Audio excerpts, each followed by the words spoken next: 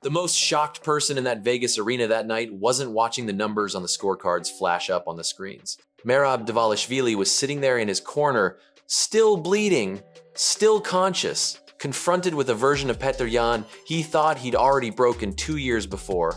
By the end of this video, you'll understand exactly how Yan took a complete loss and turned it into the most precise, surgical execution of his career, ending one of the greatest winning streaks in combat sports without needing chaos or luck. That was a wild fight. He went in there and dismantled Merab, didn't slow down a second, didn't give a single position, took Merab down, took the fight to him. And honestly, that was the most clinical, leveled up version of Petr Yan we have ever seen. Like, skill-wise, that fight was so far above the rest of the division. That Petr Yan that fought tonight doesn't lose to anybody. Petr just looked in control. He was picking his shot, and his shots were hurting Merab. Petr just kept it consistent and never slowed down. He stuffed all the takedowns and just kept him at the end of his jab, made him pay for every engagement. He was so clever in the way he was defending the takedowns. He was offensive wrestling him back. But how tough is Merab? Dude got punished, got kicked in the liver to the point where he was actually like several times yelling out. Just kind of hitting him. Oh. He was getting wobbled constantly. He didn't go anywhere. He's got so much heart and ticker, mate. I don't think we've ever seen a high level bantamweight fight. Oh, he just spiked him on his head. Oh, good body kick. Oof. Big overhand straight away from Merab. See, this is what Merab does. He's grappling so effective that he can get away with boxing guys because they're expecting a takedown because he's so active. Oh, good right hand by Yan there. Wobbled him a little bit. Oh, Merab's going for the takedowns now. He's got his leg. Good escape from Yan though. Good defense as well. Round one could have gone either way for me. Oh, Yan's trying to take it. Yan's got him down. Yan's got him to the floor. He's got his back.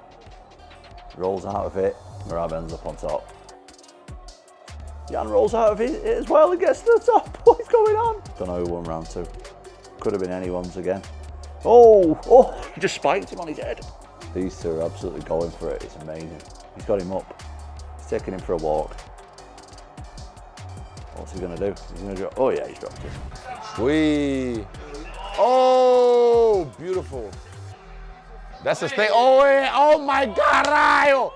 Caralho. The scramble. And lean on him. Oh, Granby. Underneath. Yes, the Ruski. Here was the. Oh. Fucking hell. Fucking hell. Most people would have been done by now. He's not most people. Bro. Oh! That's the Saitama. One punch. Two-time bantamweight champion. Good job. So shout out Merab though. He's still the most defending champ in UFC history. 4 title defenses in the year, in a calendar year. That's like, unheard of. The main event, Petr Yan, a masterclass there. Can you just talk about his performance, especially given how one-sided that fight was the first 2 times that those guys competed? Yeah, it's incredible. You know, we were looking for a fight, and we were in Jersey, and Merab was the main event of that fight, and we ended up signing him. And Matt Serra literally told me that night, this guy is going to be your world champion, and he's a special fighter, I'm telling you. And Matt Serra was absolutely right. One of the toughest fighters that I've ever come across. And let's just say, Merab and I didn't get off on the right foot early on. I have nothing but respect for him and everything that he's accomplished. And and for Petr to come in and do what he did tonight. And I mean, the body shots and the head shots and the wrestling. I mean, it was an incredibly high level fight that was, you know, what a hell of a way to end the ESPN era. It really was. Do you think, there is a case for a trilogy, right? I'm sure Merab's gonna need some time off after that, but are you thinking about trilogy right now between these two, or do you feel like Petr Yan did enough tonight to move on to other challenges? You know the answer to this question. I'm not thinking about anything tonight other than, that tonight was a great night of fights, and I don't know. Things Right. equal. And like you said, we're not going to come in 100%. He's not, I'm not. Fine. I don't care if I got a messed up hand, foot, whatever, but just an equal plate. Like, Well, it just sounds like you were compromised. Look, that's a all good right. example of that was Petr Yan in his first fight with Merab. Man, he looked great this weekend. Fuck! What a masterclass. He looked great. I was so surprised. When you're going to fight a guy like Merab, like, that is the masterclass. Like, sure. you put on a clinic. I didn't, honestly, I didn't think he was going to be able to do that for 5 rounds. I thought he'd have 1, maybe max 2, and I thought Merab was just going to do what Merab does. I was so wrong. Bro, his training camp must have been hell. Had to. Had to be hell. Had to. Had to be. I mean, he must have done some. I mean, it looked like it. I saw some videos of it. It Yeah. looked like he was doing some wild strength and conditioning and plyometrics, and he knew what he was in for. That's the thing. If you're gonna fight a guy like Merab, it's like, you know what the mountain is. You ready to climb it? For sure. And the first time they fought, apparently he had a fucked up right hand. That's what I and heard. he couldn't grapple with it, and he couldn't throw punches with it. So I rewatched the fight after he said that. I was like, oh, he's barely using it. Like, barely using his right hand. Made sense, right? Totally makes sense. And then also psychologically, if you only got one hand, that everything, now you have to think. Right. You know, you can't really throw combinations. You have Can't to grab. think. The way that you fight a guy like Merab is that way. You don't beat Merab any other way except standing your ground and fighting Merab. Sting him, and that's what Petr Yan did, to where Merab had to do a couple of uncharacteristic things. You want to question what Merab Dvalishvili did on taking those 4 fights, because, bro, that's hard. Look at the champs now, bro. Ilya's only fought 1 time. Hamzat's only fought 1 time since he's been champion. This dude is quadrupling everybody in that weight division. He spent the whole year in a training camp. This says a lot about Petr Yan. He won the belt in 2020. To come back, bro, 5 years later and be crowned as champion, kudos, man. I did not think that thing was possible, dude. Walking into December 6th, Merab wasn't just holding a belt. He was something bigger. The machine had already defended that title 3 times in 2025 alone, and standing on the edge of history, he was 1 fight away from becoming the first champion in UFC history to defend a title 4 times within the same calendar year. Anderson Silva never did it, Israel Adesanya never managed it, John Jones never achieved it. And the man standing across from Merab that night, Petr Yan, had been dismantled by him before, with scorecards reading 50-45 on every single judge's sheet. Everyone knew what was coming. Yan stepped into the cage as a massive underdog. The crowd expected another repeat. The boxing media called it a foregone conclusion, and frankly, even Yan's own team was probably thinking the same thing they thought last time, that he'd fight hard but lose cleanly. Merab would come in, execute the wrestling system that worked perfectly before, and Yan would learn the same lesson twice. But that's where everyone got it wrong.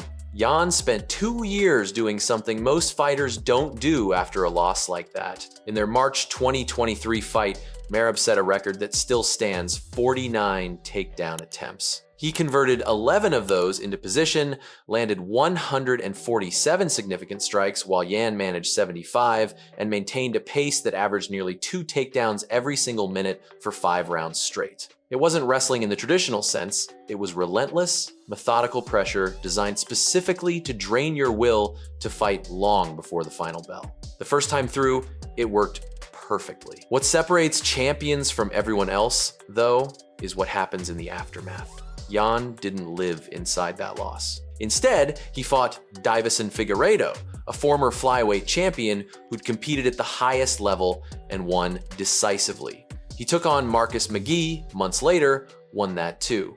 More importantly, everything changed in how he approached the cage. His jab sharpened up, his footwork tightened, he stopped waiting for an opening and started walking people down. When he arrived at the T-Mobile Arena on December 6th, this wasn't the same fighter trying to replay the same film. Merab, meanwhile, was running on a tank that held far less fuel than anyone outside his camp realized. 34 years old and about to turn 35, he'd already fought 3 times in 2025 and was pushing his body into territory that should have made any coach nervous. The historical ambition was real, the schedule was aggressive, but there's only so much a human frame can absorb when you operate at the pace Merab operates. The opening round showed you everything the adjustments were about.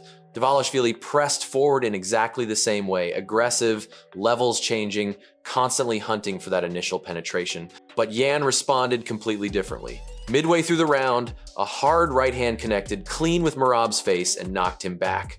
opening a cut over his left eye that started bleeding immediately. Blood changes the entire fight at this level, and Merab felt that shift. It wasn't just damage. It was a signal that this Yan could actually hurt him, that the striking threat was real, that maybe the wrestling first game plan needed serious adjustment. When he returned to his corner between rounds, the visual difference was stark, bruised, bleeding, noticeably slower. Yan kept pressing that advantage with his jab, nothing flashy, nothing designed to look impressive for the cameras, just consistent distance management that landed and made every shot count. This is where Yan's wrestling threat became the actual turning point. Round 3 arrived, and from the clinch, Yan unloaded a full throw, spiking Merab straight down onto the canvas. The entire building erupted. Merab popped right back up and ate a clean shot, but that's not the real story. The real story is that Merab, a wrestler who operates at nearly 2 takedowns per minute,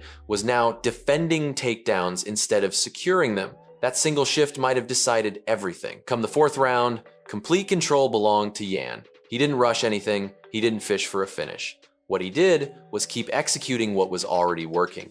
Body shots landed, low kicks landed. Boxing stayed clean and precise. Merab threw a desperate guillotine choke that Yan rotated out of effortlessly, and from there, Yan took top position and locked a body lock, firing knees into the midsection. This was a former champion sending a message that championship experience still counts. When you're facing someone getting increasingly exhausted, by round 5, Merab needed a finish, and everyone in that arena knew it. There was nothing left in the tank. His body had already absorbed 4 rounds of damage, the conditioning advantage was gone, the accumulation of an entire 14-fight streak at championship pace had caught up, every takedown attempt failed. Every scramble ended with Yan escaping and resetting to distance. Merab still threw, still pressed forward, but you can't win a fight when you've got nothing and your opponent has everything solved. 3 judges handed in their scorecards. 49-46 for Yan,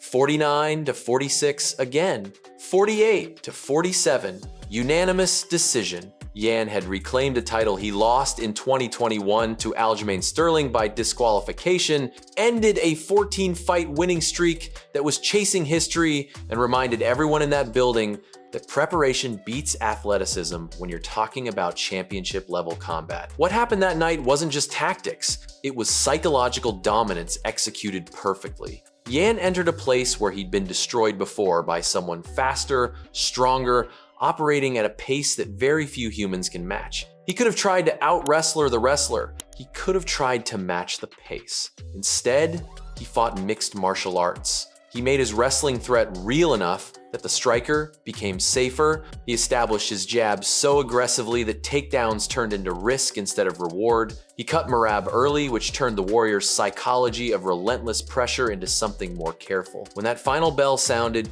Yan looked drained emotionally.